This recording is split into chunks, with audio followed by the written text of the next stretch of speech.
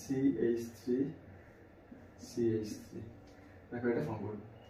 দেন তোমরা বলবো স্যার এই ইলেকট্রন এখানে যে 1 ইলেকট্রন রয়েছে শেয়ার করে নিউ বন্ড ফর্ম করবে, যেগুলো আগের ক্ষেত্রে হয়েছে, বাট প্র্যাকটিক্যালি কি বলেছে এর ক্ষেত্রে পসিবল না। কেন? দেখো এই দুটো মলিকিউলের কার্বন অ্যাটমগুলোকে তোমাদের কাম ক্লোজারে আসতে হবে, পারবে না কেন?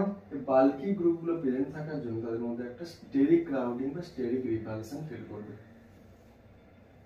Due to the steric crowding or steric repulsion, these two free radical or alkyl free radical not come closer with each other.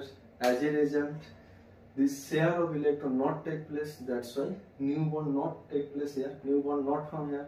As a result, respective hierarchy not form in case of a 3-degree alkyl halide. Right? Wurtz reaction. Concept clear? होवे की दल लेकिन practically. First of all, लेकिन hierarchy